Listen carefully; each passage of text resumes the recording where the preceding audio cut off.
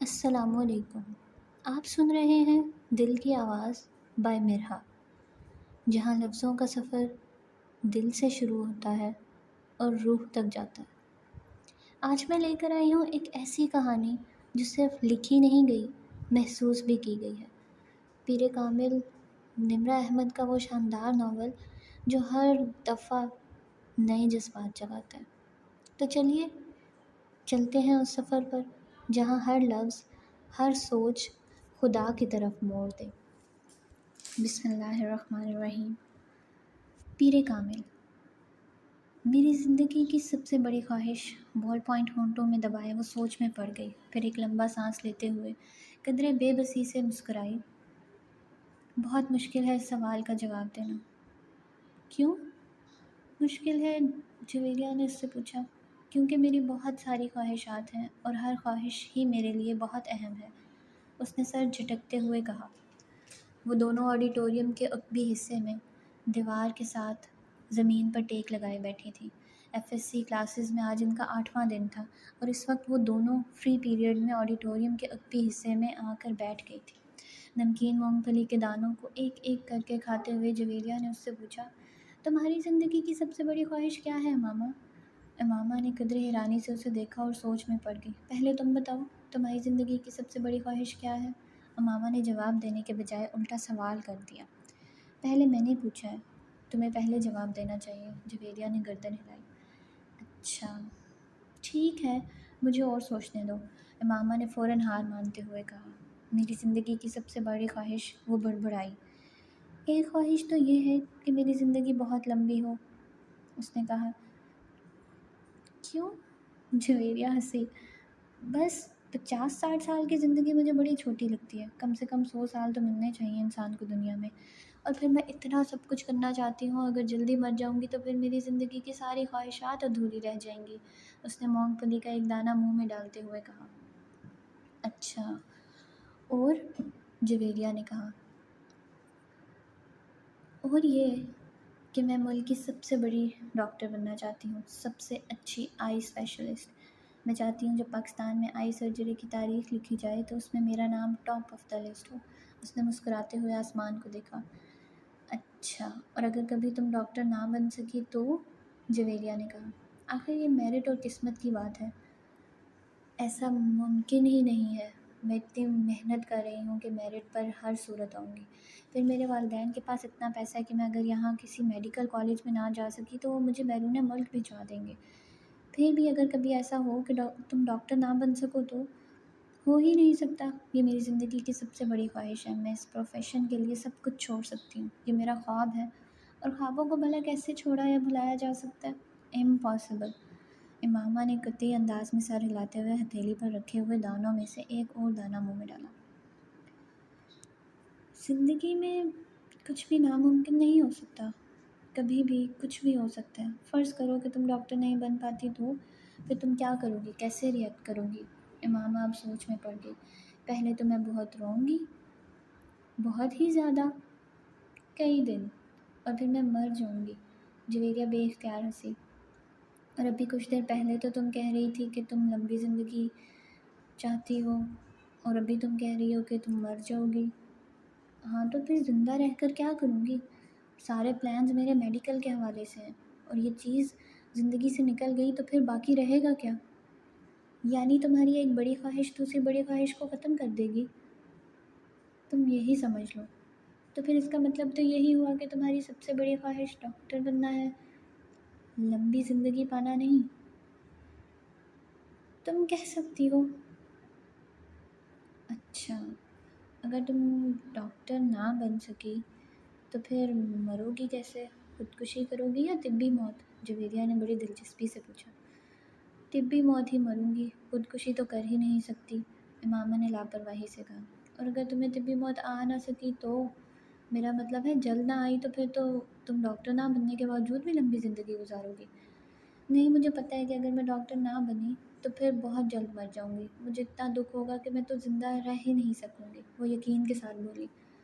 تم جس قدر خوش مزاج ہو، میں کبھی یقین نہیں کر سکتی کہ تم کبھی اتنی دکھی ہو سکتی ہو کہ رو رو کر مر جاؤ، اور وہ بھی صرف اس لیے کہ تم ڈاکٹر نہیں بن سکی۔ جویریہ نے اس بار اس کا مذاق اڑانے والے انداز میں کہا۔ تم اب میری بات چھوڑو، اپنی بات کرو، تمہاری زندگی کی سب سے بڑی خواہش کیا ہے؟ امامہ نے موضوع بدلتے ہوئے کہا۔ رہنے دو۔ کیوں رہنے دوں؟ بتاؤ نا، تمہیں برا لگے گا، جویریہ نے کچھ ہچکچاتے ہوئے کہا۔ امامہ نے گردن موڑ کر حیرانی سے اسے دیکھا۔ مجھے کیوں برا لگے گا؟ جویریہ خاموش رہی۔ ایسی کیا بات ہے جو مجھے بری لگے گی؟ امامہ نے اپنا سوال دہرایا۔ بری لگے گی؟ جویریہ نے مدھم آواز میں کہا۔ آخر تمہاری زندگی کی سب سے بڑی خواہش کا میری زندگی سے کیا تعلق ہے کہ میں اس پر برا مانوں گی؟ امامہ نے اس بار قدرے الجھے ہوئے انداز میں پوچھا۔ کہیں تمہاری یہ خواہش تو نہیں ہے کہ میں ڈاکٹر نہ بنوں؟ امامہ کو اچانک یاد آیا۔ جویریہ ہنس دی۔ نہیں، زندگی صرف ایک ڈاکٹر بن جانے سے کہیں زیادہ اہمیت کی حامل ہوتی ہے، اس نے کچھ فلسفیانہ انداز میں کہا۔ پہیلیاں بجھوانا چھوڑ دو اور مجھے بتاؤ، امامہ نے کہا۔ میں وعدہ کرتی ہوں میں برا نہیں مانوں گی، امامہ نے اپنا ہاتھ اس کی طرف بڑھاتے ہوئے کہا۔ وعدہ کرنے کے باوجود میری بات سننے پر تم بری طرح ناراض ہوگی، بہتر ہے ہم کچھ اور بات کریں، جویریہ نے کہا۔ اچھا، میں اندازہ لگاتی ہوں تمہاری اس خواہش کا تعلق میرے لیے کسی بہت اہم چیز سے ہے، رائٹ؟ امامہ نے کچھ سوچتے ہوئے کہا۔ جویریہ نے سر ہلایا۔ اب سوال یہ پیدا ہوتا ہے کہ میرے لیے کون سی چیز اتنی اہم ہو سکتی ہے کہ میں وہ بات کرتے کرتے رک گئی، مگر جب تک میں تمہاری خواہش کی نوعیت نہیں جان لیتی میں کچھ بھی اندازہ نہیں کر سکتی۔ بتا دو جویریہ، پلیز، اب تو مجھے بہت ہی زیادہ تجسس ہو رہا ہے، اس نے منت کی۔ وہ کچھ دیر سوچتی رہی، امامہ غور سے اس کا چہرہ دیکھتی رہی۔ کچھ دیر کی خاموشی کے بعد جویریہ نے سر اٹھا کر امامہ کو دیکھا۔ میرے پروفیشن کے علاوہ میری زندگی میں فی الحال جن چیزوں کی اہمیت ہے وہ صرف ایک ہی ہے، اور اگر تم اس کے حوالے سے کچھ کہنا چاہتی ہو تو کہو، میں برا نہیں مانوں گی، امامہ نے سنجیدگی سے کہا۔ جویریہ نے قدرے چونک کر اسے دیکھا اور وہ اپنے ہاتھ میں موجود ایک انگوٹھی کو دیکھ رہی تھی۔ جویریہ مسکرائی۔ میری زندگی کی سب سے بڑی خواہش یہ ہے کہ تم، جویریہ نے اسے اپنی خواہش بتائی۔ امامہ کا چہرہ ایک دم سفید پڑ گیا۔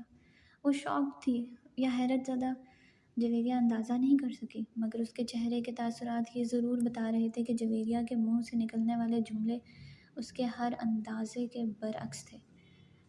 میں نے تم سے کہا تھا نا، تم برا مانو گی، جویریہ نے جیسے صفائی پیش کرنے کی کوشش کی، مگر امامہ کچھ کہے بغیر اسے دیکھتی رہی۔ معیز حلق کے بل چلاتا ہوا درد سے دہرا ہو گیا۔ اس کے دونوں ہاتھ اپنے پیٹ پر تھے۔ اس کے سامنے کھڑے 12 سالہ لڑکے نے اپنی پھٹی ہوئی ٹی شرٹ کی آستین سے اپنی ناک سے بہتا ہوا خون صاف کیا اور ہاتھ میں پکڑے ہوئے ٹینس ریکٹ کو ایک بار پھر پوری قوت سے معیز کی ٹانگ پر دے مارا۔ معیز کے حلق سے ایک بار پھر چیخ نکلی اور وہ اس بار سیدھا ہو گیا۔ کچھ بے یقینی کے عالم میں اس نے خود سے 2 سال چھوٹے بھائی کو دیکھا جو اب بغیر کسی لحاظ اور مروت کے اسے اس ریکٹ سے پیٹ رہا تھا جو معیز کے کچھ دیر پہلے اسے پیٹنے کے لیے لے کر آیا تھا۔ اس ہفتے میں ان دونوں کے درمیان ہونے والا یہ تیسرا جھگڑا تھا اور تینوں بار جھگڑا شروع کرنے والا اس کا چھوٹا بھائی تھا۔ معیز اور اس کے تعلقات ہمیشہ ہی ناخوشگوار رہے تھے۔ ان کا جھگڑا بچپن سے لے کر اب سے کچھ پہلے تک صرف زبانی کلامی باتوں اور دھمکیوں تک ہی محدود رہتا تھا، مگر اب کچھ عرصے سے وہ دونوں ہاتھا پائی پر بھی اتر آئے تھے۔ آج بھی یہی ہوا تھا۔ وہ دونوں اسکول سے اکٹھے واپس آئے تھے اور گاڑی سے اترتے ہوئے اس کے چھوٹے بھائی نے بڑی درشتی کے ساتھ پیچھے ڈگی سے اس وقت اپنا بیگ کھینچ کر نکالا جب معیز اپنا بیگ نکال رہا تھا۔ بیگ کھینچتے ہوئے معیز کے ہاتھ کو بری طرح رگڑ آئی۔ معیز بری طرح تلملایا۔ تم اندھے ہو چکے ہو؟ وہ اطمینان سے اپنا بیگ اٹھائے بے نیازی سے اندر جا رہا تھا۔ معیز کے چلانے پر اس نے پلٹ کر اس کو دیکھا اور لاؤنج کا دروازہ کھول کر اندر چلا گیا۔ معیز کے تن بدن میں جیسے آگ لگ گئی۔ وہ تیز قدموں سے اس کے پیچھے اندر چلا آیا۔ اگر دوبارہ تم نے ایسی حرکت کی تو میں تمہارا ہاتھ توڑ دوں گا۔ اس کے قریب پہنچتے ہوئے معیز ایک بار پھر دھاڑا۔ اس نے بیگ کندھے سے اتار کر نیچے رکھ دیا اور دونوں ہاتھ کمر پر رکھ کر کھڑا ہو گیا۔ نکالوں گا؟ تم کیا کرو گے؟ ہاتھ توڑو گے؟ اتنی ہمت ہے؟ یہ میں تمہیں اس وقت بتاؤں گا جب تم دوبارہ یہ حرکت کرو گے۔ معیز اپنے کمرے کی طرف بڑھا، مگر اس کے بھائی نے پوری قوت سے اس کا بیگ کھینچتے ہوئے اسے رکنے پر مجبور کر دیا۔ نہیں، تم مجھے ابھی بتاؤ۔ اس نے معیز کا بیگ اٹھا کر دور پھینک دیا۔ معیز کا چہرہ سرخ ہو گیا۔ اس نے زمین پر پڑا وہ اپنے بھائی کا بیگ اٹھا کر دور اچھال دیا۔ ایک لمحے کے انتظار کیے بغیر اس کے بھائی نے پوری قوت سے معیز کی ٹانگ پر ٹھوکر ماری۔ جواباً اس نے پوری قوت سے چھوٹے بھائی کے منہ پر مکہ مارا جو اس کی ناک پر لگا۔ اگلے ہی لمحے اس کی ناک سے خون ٹپکنے لگا۔ اتنے شدید حملے کے باوجود اس کے حلق سے کوئی آواز نہیں نکلی تھی۔ اس نے معیز کی ٹائی کھینچتے ہوئے اس کا گلا دبانے کی کوشش کی۔ معیز نے جواباً اس کی شرٹ کو کالر سے کھینچا۔